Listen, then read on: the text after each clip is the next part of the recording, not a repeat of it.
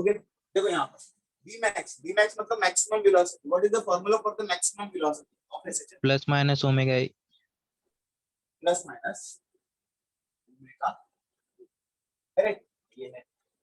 इसके अंदर maximum velocity देकर है, एम्पलीट्यूड हम लोग फाइंड कर सकते हैं, एल देकर है, राइट. अब यहाँ से ओमेगा फाइंड करेंगे. ठीक है, ओमेगा फाइंड करेंगे. और ओमेगा के अंदर टी छुपा होता है, पता है ना आपको? ओमेगा के अंदर टी छुपा हुआ होता है. What is the formula for omega in terms of T? Formula बताओ. 2π/t. 2π/t. अब सबसे पहले हम लोग ओमेगा फाइंड करेंगे. Omega is nothing but magnitude के टर्म्स में लिखते हैं. ठीक है, omega is nothing but Vmax upon A. ठीक है, Vmax अपॉन A. यहाँ से हम लोग A निकाल लेंगे. A क्या होगा बताइए जरा. What is A? 4. 4 सेंटीमीटर. ठीक है, यहाँ से अपन ओमेगा निकाल रहे हैं. कुछ करेंगे Vmax 6.28 on 4. ठीक है, इसको मैंने पुट कर दिया. अभी मैं इसको सॉल्व नहीं करता हूँ, रुक जाता हूँ. ठीक है, बट वी नो ओमेगा क्या होता है? π/t, right. तो अपन पुट कर देंगे 2π/t = 6.28 upon 4. करेक्ट. 2π की वैल्यू क्या होती है? देखो 2π is nothing but 2 into 3.14. Correct, 2 into 3.14. 2 into 3.14 की वैल्यू क्या होती है? 6.28. 6.28, राइट. तो आगे ये याद रखना, 2π मतलब 6.28, पाई मतलब 3.14, 2π मतलब 6.28. ये बात याद रखना. ये हो गया. इसका मतलब मैं इसको इसके साथ काट दूंगा, राइट. समझ में आया? समझ में आया? एक स्टेप और लिखता हूँ. 6.28 तो काट दूंगा. Therefore, t equals to 4 second. t equals to 4 second. Simple. आया ध्यान में? स्क्रीनशॉट लो. स्क्रीनशॉट.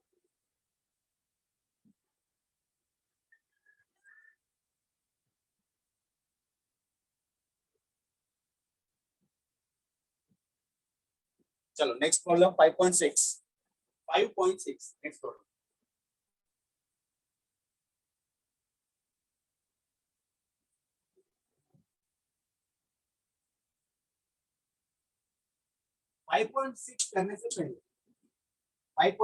करने से पहले इस फॉर्मूले रिवाइज करते हैं. ठीक है, सबसे पहला फॉर्मूला Vmax. बताइए जरा, अभी लिखा था Vmax का formula. What is the formula for Vmax? 10 minus omega A.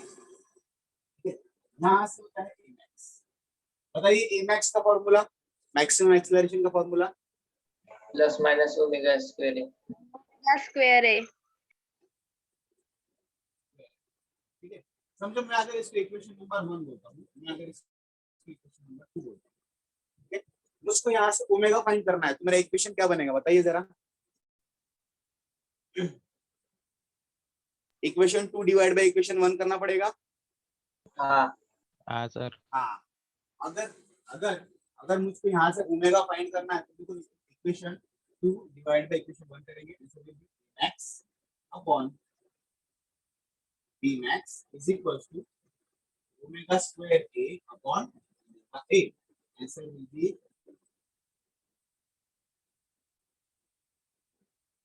omega.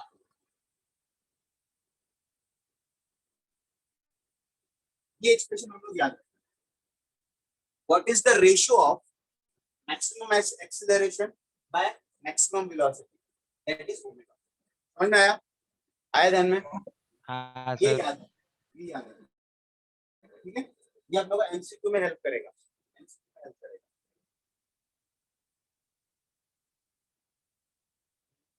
अगर ये दोनों इक्वेशन में से मुझको a फाइंड करना है, तो कैसे फाइंड करूंगा?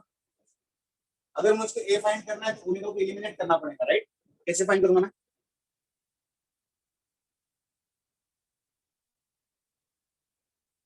देखो, अगर मुझको ओमेगा को एलिमिनेट करना है ना, इन दोनों इक्वेशन को यूज करके ओमेगा को अगर एलिमिनेट करना है, सबसे पहले ओमेगा की वैल्यू निकाल. मैं क्या करता हूँ, Vmax लेता हूँ is equal to omega a. यहाँ से मैं ओमेगा की वैल्यू निकालूं. ओमेगा की value is b max upon right, b max upon या ये मैंने इक्वेशन नंबर 1 से निकाला और इस चीज को इक्वेशन नंबर 2 में पुट करेंगे, इस इक्वेशन को इक्वेशन नंबर 2 में पुट करेंगे, मतलब a max will be plus minus b max by a का होल स्क्वायर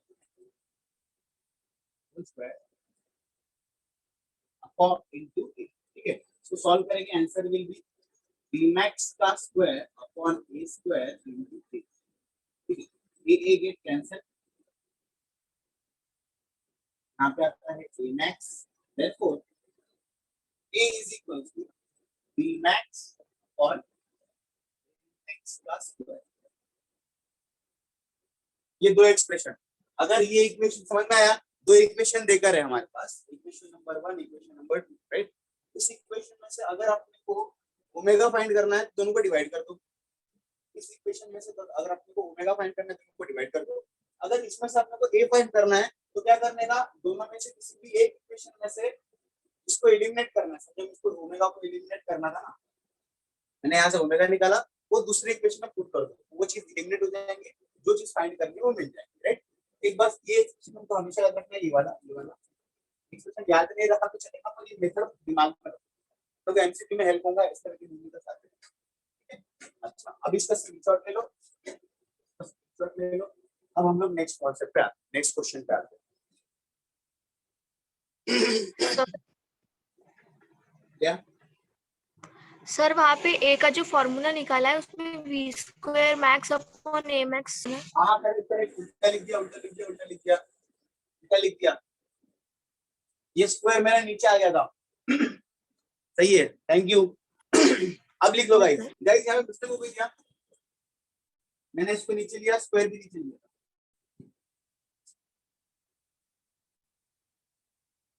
ये फॉर्मूला ज्यादातर पूछा जाता नहीं है, ठीक है, पर ये मेथड दिमाग में रखो, मेथड दिमाग में, ए फाइंड करना है तो कैसे, आयो आ जाओ, उसको मिटाता हो।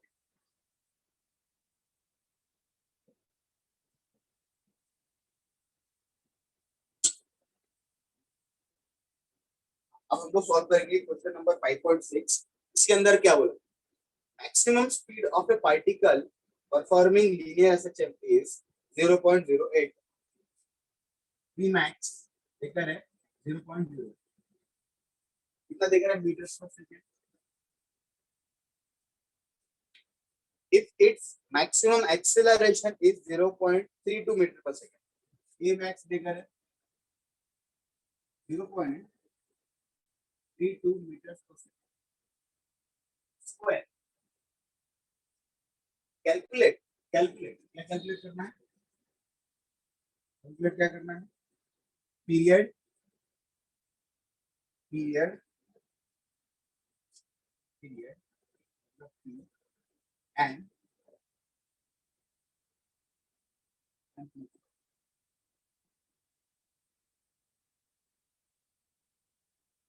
पीरियड एंड एम्पलीट्यूड फाइंड करना है। देखो पीरियड पीरियड फाइंड करना है, पीरियड फाइंड करने को बोला तो डायरेक्ट ओमेगा फाइंड करेंगे, यस और नो। अगर पीरियड फाइंड करने को बोला ओमेगा Yes. फाइंड हाँ, करेंगे, ओमेगा के अंदर पीरियड छुपा हुआ होता है, तो हम लोग को वहां से पीरियड मिल जाएगा, तो यहाँ से हमको पहले ओमेगा फाइंड करना है। जैसा हमको ओमेगा मिल गया, हम लोग ये ओमेगा यूज करके एम्पलीट्यूड फाइंड कर सकते हैं, या फिर एम्पलीट्यूड का जो अपन ने फॉर्मूला बनाए थे v max square upon a max, ये डायरेक्ट डाले तो भी आ जाएगा, ठीक है। ये फॉर्मूला डायरेक्ट डाले तो भी आंसर आ जाएगा, है ना। यहाँ पर ओमेगा का फॉर्मूला क्या रहता है, a max upon b max equal to omega, right. यहाँ पे a का फॉर्मूला डायरेक्ट डाला, न्यूमेरिकल मतलब एमसीक्यू पूछा तो डायरेक्ट ये वाला फॉर्मूला यूज करो, ठीक है। थ्योरी क्वेश्चन आता है, थ्योरी तो अपन इस तरह सॉल्व करेंगे। क्या लेंगे, सबसे पहले डिवाइड करेंगे a max divided by b max, formula क्या रहता है a max का, a ओमेगा स्क्वायर, मैग्नीट्यूड के टर्म्स में लिखा होगा, प्लस माइनस लिखने की जरूरत नहीं, a omega square divided by a omega, ठीक है। ये कैंसिल, ये कैंसिल, ये कैंसिल, ये cancel, a max upon b max equal to omega, ये वाला फॉर्मूला मिल गया अपने को, यहाँ पे पुट करेंगे a max की जगह पर पुट करेंगे 0.32 Vmax की जगह पे 0.08 करेंगे। ठीक है, यहाँ पर देखो ओमेगा मिलता है, राइट, ओमेगा मिलता है। अब अपन को सॉल्व करेंगे। देखो इसको अगर मैं सॉल्व करता हूँ 32 into 10 to the power of -2, मेरा हो गया 8 into 10 to the power of -2, correct. 4 times answer आता है, therefore omega is equal to 4, omega is equal to 4। ठीक है, अब मुझको अगर टाइम पीरियड फाइंड करना है तो मैं इसको 2 पाई बाय t लिख दूंगा, 2 pi by t is equal to 4, therefore time period is equal to 2 pi by 4, time period is pi by 2। Answer बराबर हो गया।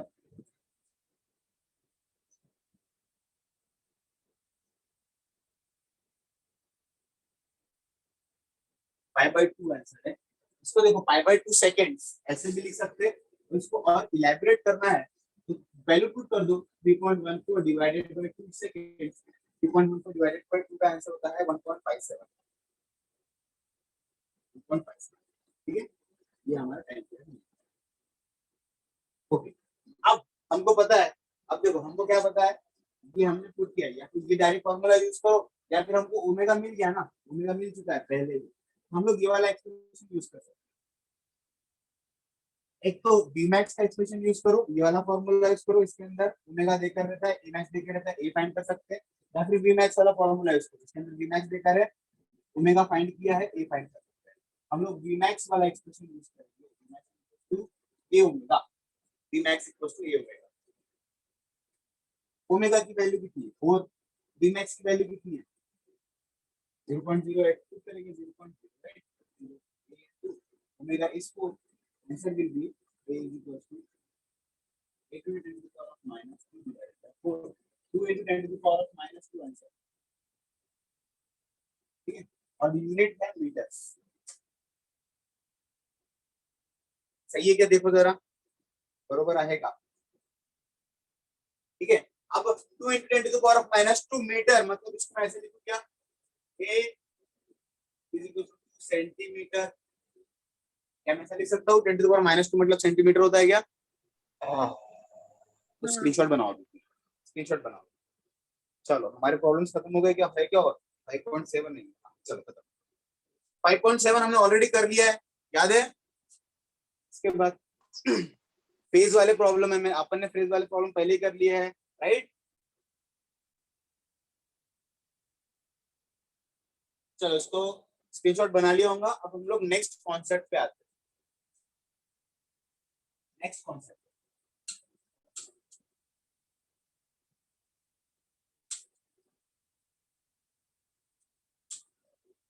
ठीक है, जल्दी जल्दी 3 बातें जल्दी जल्दी डिस्कस करेंगे जो कि आपको ऑलरेडी पता है। जैसे डिस्प्लेसमेंट ऑफ सिस्टम के बारे में बात करेंगे, फ्रीक्वेंसी ऑफ सिस्टम के बारे में बात करेंगे, और टाइम पीरियड ऑफ सिस्टम के बारे में बात करेंगे ना।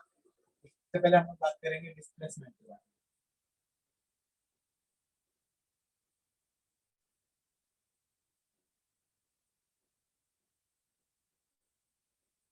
डिस्प्लेसमेंट ऑफ एसएचएम को किस नोटेशन से डिनोट किया जाता है, किस लेटर से डिनोट किया जाता है? X. X, x. गाइस एक मिनट, कैमरा हिल गया।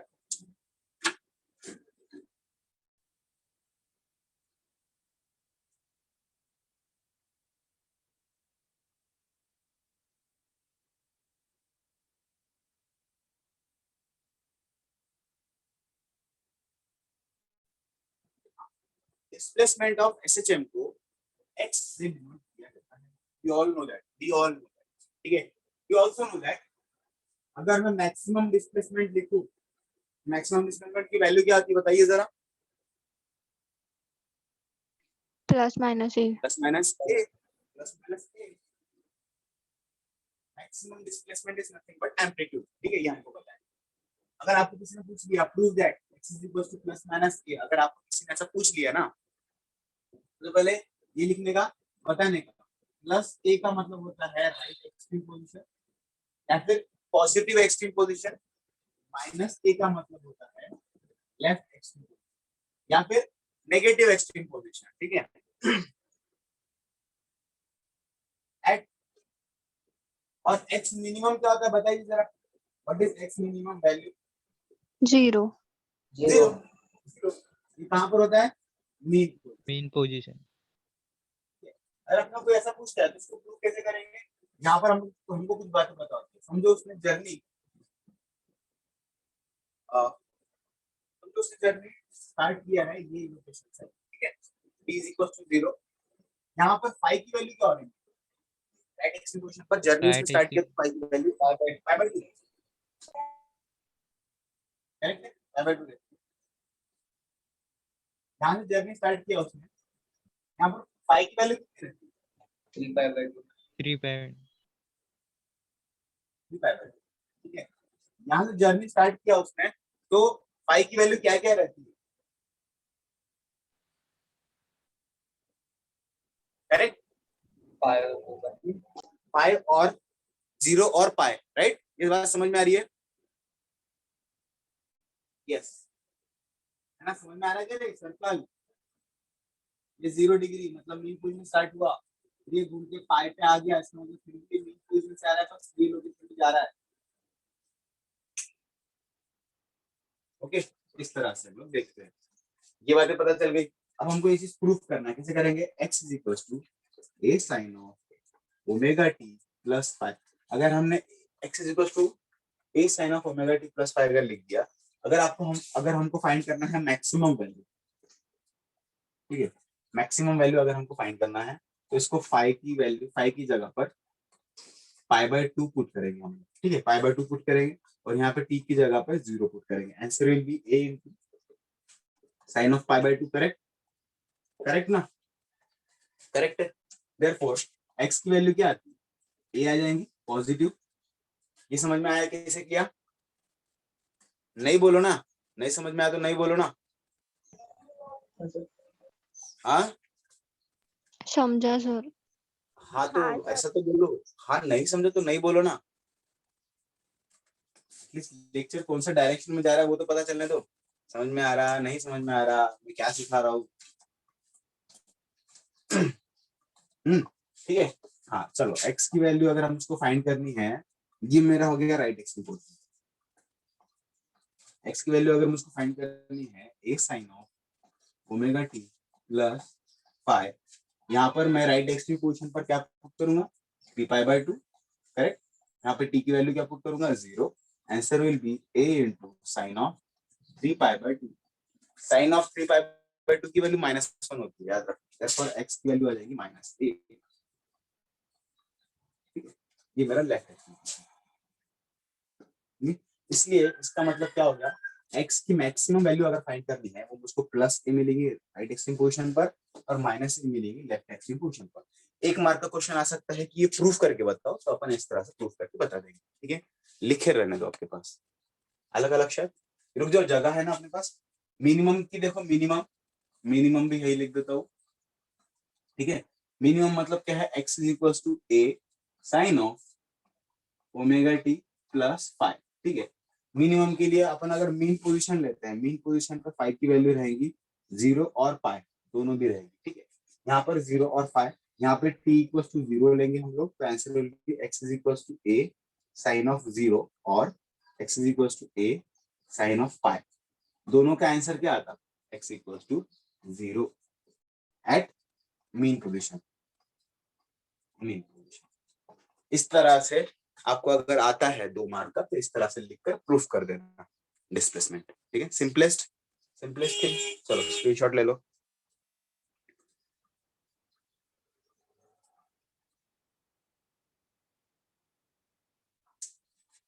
ले लिया होगा स्क्रीनशॉट, मैं आगे बढ़ता हूँ। डिस्प्लेसमेंट हो गया। ठीक है, इस पर पॉसिबिलिटी कम है, पर हम लोग पॉसिबिलिटी 0 इस पे डिस्प्लेसमेंट का x is equal to plus minus A prove करो, इस तरह का थ्योरी क्वेश्चन आने की पॉसिबिलिटी कम है, पर लेकिन ये हमारे सिलेबस में है, इसलिए हमने इसका भी डेरिवेशन कर लिया। ओके, चलो मैं सॉल्व करता हूँ। अब नेक्स्ट हम लोग बात करेंगे time period of SHM. Time period of SHM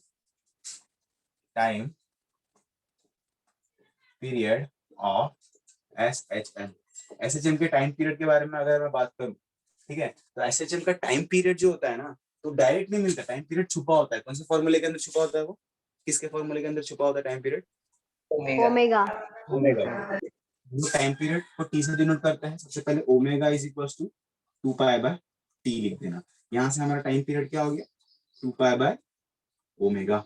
but हमको पता है ओमेगा इज इक्वल टू क्या होता है in terms of k and m, K by M. Under root k by, correct, under root k by. तो अगर इसको यहाँ पुट करेंगे हम लोग the answer will be t is equals to 2 pi under root of k by m. Correct. Therefore t is equals to 2 pi, ये ऊपर आ जाएगा तो answer will be under root of m by k. This is the time period of SHM का पहला formula. आया ध्यान में, टाइम पीरियड ऑफ एसएचएम है ना, इन terms of m by k, time period of SHM is 2 pi under root of m by k, 2 pi under root of m by k. This is the formula for the time period of SHM. ठीक है, इसको और modify करेंगे इसको, देखो और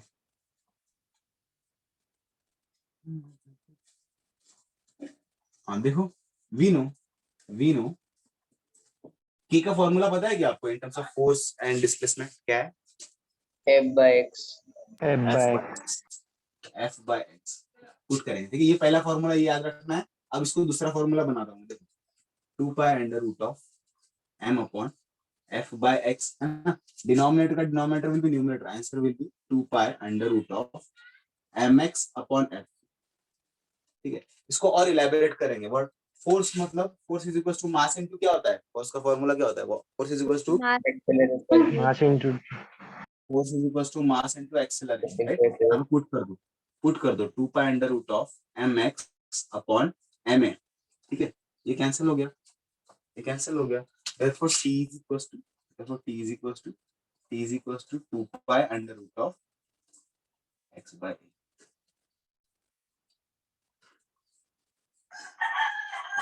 ठीक है, ये भी याद रख सकते हैं, m by k या फिर x by a। Simple pendulum एक कॉन्सेप्ट है। ठीक है, सिंपल पेंडुलम में हमको ये वाले टाइम पीरियड की हेल्प पढ़ने वाली है। ठीक है, आपको दिख रहा है क्या? रे दिख रहा है क्या आपको? दिसता है का? ठीक है, सिंपल पेंडुलम में ये वाले फॉर्मूले का हेल्प पढ़ेंगी। देखो यहाँ पे शाइन हो रहा है, आई थिंक मैं तुमको बताता हूँ पढ़ के। t is equals to 2 pi under root of x by a। ठीक है, t is equals to 2 pi under root of x by a।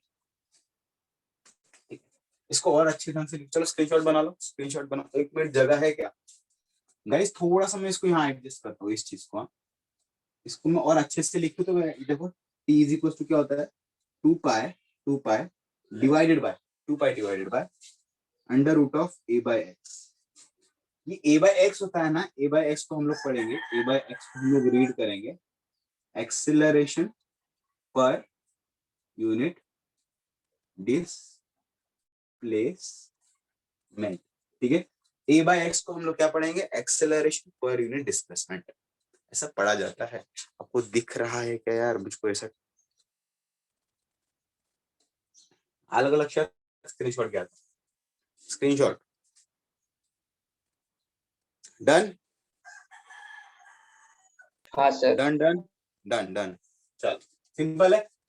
इसमें से देखो टाइम पीरियड ऑफ एसएचएम का डिराइव करना तो नहीं बोलेगा, पर ये फॉर्मूला काम का है, ये वाला और ये वाले फॉर्मूले पे आते नहीं बिकॉज ये वाले फॉर्मूला अपने को सिंपल पेंडुलम जब हम लोग करेंगे ना तो ये वाले टाइम पीरियड का हेल्प करेंगे।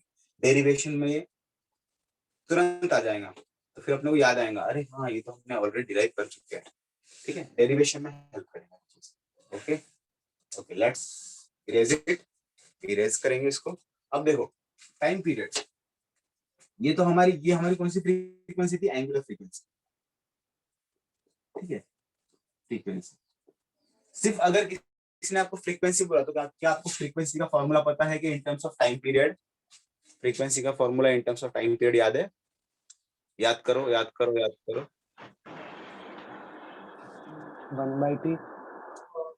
1/t। ठीक है, फ्रीक्वेंसी का formula in terms of time period is 1/t। तो क्या हम लोग ये t हमको मिल चुका है, तो इसके हेल्प से क्या हम फ्रीक्वेंसी का फॉर्मूला बना सकते हैं?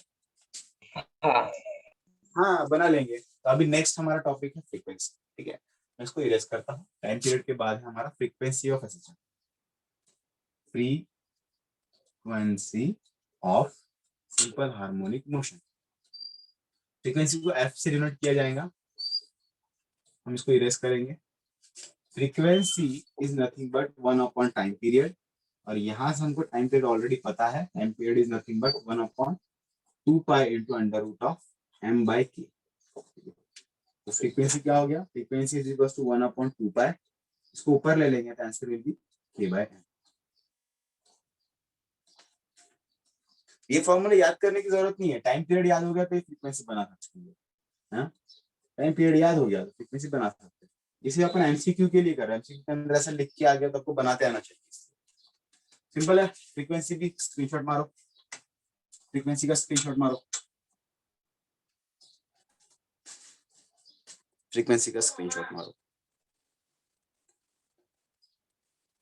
हो गया, हो गया होगा, ठीक है, ये बना लिया आपने। नेक्स्ट हम लोग बात करेंगे कंपोजिशन। अब हमारा इंपॉर्टेंट टॉपिक है, अगर आप लोग सो रहे होंगे अभी तक तो जाग जाओ, अगर आप लोग इंस्टाग्राम यूज कर रहे हो तो वापस टैब जूम पे आ जाओ। चलो यहाँ पे इंपॉर्टेंट टॉपिक चल रहा है, आप लोग बाहर कहीं होंगे तो वापस आ जाओ, यहाँ पे देखो composition of acid, important topic. Composition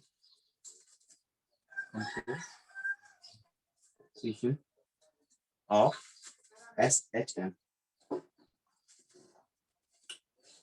SHM का कंपोजिशन, SHM का कंपोजिशन ये one of the important topic है, इसको मैं इंपॉर्टेंट लिख भी देता हूँ, ठीक है। कल हम लोग इसका डेरिवेशन करेंगे। ये है क्या, आज समझ लो, आज समझ लो कंपोजिशन ऑफ SHM क्या होता है, कल हम लोग डेरिवेशन करेंगे, ठीक है। कंपोजिशन ऑफ SHM, ये देखो, इसके पहले मैंने आपको बताया था, देखो कि फेज डिफरेंस समझाया था मैंने आपको, फेज डिफरेंस समझाया था। फेज डिफरेंस समझाते टाइम पे मैंने दो पार्टिकल कंसीडर किए थे, याद है, याद आ रहा है क्या? हाँ सर। फेज डिफरेंस समझाते वक्त ना गाइस मैंने दो पार्टिकल कंसीडर किए थे। हाँ, मैंने बताया था कंसीडर करो ये वाले पार्टिकल ने एक ऑसिलेशन कंप्लीट कर दिया है, तो कुछ समय बाद दूसरा पार्टिकल आ जाएगा और फिर दोनों साथ में ऑसिलेशन करेंगे, ठीक है। अब हम लोग कंपोजिशन ऑफ एसएचएम में क्या देखते हैं, कंपोजिशन ऑफ एसएचएम में क्या देखते हैं, जब दो पार्टिकल एक दूसरे के साथ साथ में ऑसिलेशन करेंगे तो उससे क्या इफेक्ट होगा। कंपोजिशन ऑफ एसएचएम, कंपोज करना मतलब ऐड करना, बनाना, है ना। म्यूजिक कंपोज करना, कंपोज करना मतलब कई सारी चीजों को मिलाना, है ना, कंपोज करना। तो हम लोग एसएचएम को भी कंपोज करेंगे, एक एसएचएम जा रही है उसके साथ दूसरा एसएचएम आ जाएगा, दोनों को मिला देंगे, दोनों का क्या रिजल्ट आएगा वो हम लोग देखेंगे, आ रहा है ध्यान में। तो यहाँ पे जैसे हम लोग क्या पढ़ेंगे, फॉर एग्जाम्पल एक पार्टिकल है, ये मेरा पाथ है टोटल, ये मेरा मेन पोजीशन है, ये है राइट एक्सट्रीम पोजीशन, ये है लेफ्ट एक्सट्रीम पोजीशन, है ना। कंसीडर करो यहाँ पर मेरा एक पार्टिकल रखा हुआ है, पार्टिकल नंबर 1, ठीक है। सिमिलरली मैंने दूसरा पार्टिकल यहाँ रख दिया, ठीक है। मैंने दोनों पार्टिकल को साथ में धक्का मारा, अब ये दोनों पार्टिकल साथ में एसएचएम कर रहे हैं, साथ में मिलकर ये सिंपल हार्मोनिक मोशन परफॉर्म कर रहे हैं। अब सिंपल हार्मोनिक मोशन साथ में परफॉर्म करेंगे ना, इसके वजह से इसका जो डिस्प्लेसमेंट आएगा, डिस्प्लेसमेंट, उसमें कुछ ना कुछ चेंजेस आएंगे, क्योंकि ये अभी सिंगल अकेला नहीं है, इसके साथ दूसरा कोई तो भी है, तो डिस्प्लेसमेंट में फर्क आएगा।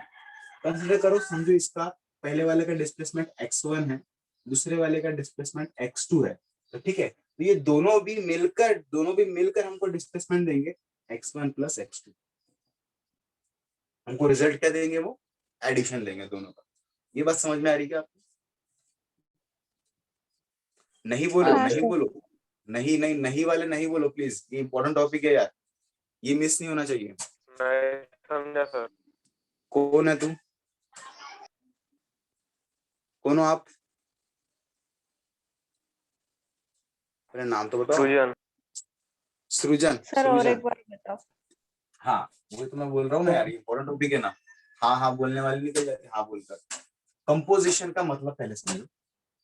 सिंपल हार्मोनिक मोशन पहले क्या होता है, सिंपल हार्मोनिक मोशन अपना ये वाला मोशन, ये अपना simple harmonic motion, right. Composition मतलब ऐड होना, कंपोजिशन मतलब ऐड होना, मतलब समझो अगर एक पार्टिकल मेरा सिंपल हार्मोनिक मोशन कर रहा है ना, उसके अंदर अभी मैं दूसरा पार्टिकल डाल दूं, अब मेरे दो particle simple harmonic motion perform करते हैं। जब मैं दूसरा पार्टिकल डालूंगा उससे क्या इफेक्ट होगा वो हम लोग देखने वाले, ठीक है। सोचो अभी समझो पहला पार्टिकल परफॉर्म कर रहा है कुछ ना कुछ सिंपल हार्मोनिक मोशन, तो उसका डिस्प्लेसमेंट समझो x1 है ना, x1 है, उसका डिस्प्लेसमेंट x1 से अब वो ऑसिलेट हो रहा है। डिस्प्लेसमेंट मतलब उसका आना जाना का जो डिस्टेंस है वो डिस्प्लेसमेंट, ठीक है, वो डिस्प्लेसमेंट x1 से ऑसिलेट हो रहा है। लेकिन जैसे ही मैंने दूसरा पार्टिकल डाल दिया तो इसके डिस्प्लेसमेंट में फर्क पड़ जाएगा, क्योंकि दूसरा पार्टिकल भी है ना, वो हो सकता है उसको खींचेगा या फिर धक्का मारेगा, है ना, दो पार्टिकल है ना साथ में, तो उसके डिस्प्लेसमेंट में कुछ ना कुछ फर्क पड़ेगा। तो वो डिस्प्लेसमेंट क्या आएगा, डिस्प्लेसमेंट हो गया, डिस्प्लेसमेंट मतलब x, वो डिस्प्लेसमेंट क्या आएगा उसका अभी हम लोग फॉर्मूला निकालेंगे कल, ठीक है, निकालेंगे कल, ठीक है। तो बस हमको ये बात ध्यान में रखो, जनरली उसका डिस्प्लेसमेंट जो होता है, जो दोनों का कंबाइन होकर जो डिस्प्लेसमेंट मिलेगा, वो पहले पार्टिकल का डिस्प्लेसमेंट प्लस दूसरे पार्टिकल का डिस्प्लेसमेंट होगा, ठीक है, दूसरे पार्टिकल का डिस्प्लेसमेंट होगा। ये एक पार्टिकल इस तरह से ऑसिलेट होगा, साथ ही साथ दूसरा पार्टिकल भी उसके ऊपर जुड़कर ऑसिलेट करेगा। इसका डिस्प्लेसमेंट x1 है, इसका डिस्प्लेसमेंट x2 है, तो इन दोनों का एक बड़ा डिस्प्लेसमेंट बन जाएगा, ये हो गया x1 प्लस x2, दोनों मिलकर करें, ठीक है। ये बात समझ में आई। इसको हम लोग कंपोजिशन ऑफ एसएचएम बोलेंगे। आप इसका स्क्रीनशॉट ले लो। दूसरा पार्टिकल राइट एक्सट्रीम में आएगा क्या सर? दूसरा पार्टिकल राइट एक्सट्रीम नहीं, दोनों पार्टिकल, मैंने क्या बोला, दोनों पार्टिकल अभी एक साथ ऑसिलेशन एक समय पर परफॉर्म कर रहा है। दोनों पार्टिकल अगर गए तो राइट एक्सिस पोजीशन पे जाएंगे, दोनों पार्टिकल गए तो लेफ्ट एक्सिस पोजीशन पे जाएंगे, दोनों पार्टिकल गए तो जैसा है वो साथ साथ परफॉर्म करेंगे। ठीक है, दोनों का इफेक्ट क्या होगा, इफेक्ट दोनों के डिस्प्लेसमेंट का इफेक्ट क्या होगा वो हम लोग फाइंड करेंगे। ठीक है, हो सकता है ये पहली कंडीशन, हो सकता है पहला पार्टिकल जो है उसने मेन पोजीशन से अपना जर्नी स्टार्ट किया, पहला पार्टिकल गया, ठीक है, अब दूसरा पार्टिकल आ गया, अब दोनों की जर्नी यहाँ से स्टार्ट हो रही है, जर्नी दोनों मिलकर करेंगे। हाँ, हो सकता है दूसरा पार्टिकल कुछ समय बाद आए, है ना, कुछ समय बाद आता है समझो पार्टिकल, तो उनमें कुछ ना कुछ फेज डिफरेंस रहेगा। ठीक है, फेज डिफरेंस रहेगा, तो हमारे फॉर्मूले में फेज डिफरेंस भी आने वाला है जो हम लोग फॉर्मूला बनाएंगे। ठीक है, अल्टीमेटली क्या होने वाला है, दो पार्टिकल एक साथ मिलकर जब एसएचएम करेंगे तो दोनों का डिस्प्लेसमेंट क्या होगा उसका डेरिवेशन हमको करना है। ये एक इंपॉर्टेंट टॉपिक है। ठीक है, अगर आपको ऑनलाइन में अभी नहीं समझ में आया, समझो अभी मैंने जितना बताया वो नहीं समझ में आया, एक बार रीड करो। कल हम लोग इसका डेरिवेशन करेंगे। गौर से सुनना, समझना, डाउट्स आता है तो तभी का तभी पूछ लेना। फिर से बताता हूँ, ये इंपॉर्टेंट टॉपिक है। ठीक है, इसका आप स्क्रीनशॉट ले लो, हम लोग लेक्चर को खत्म करते हैं।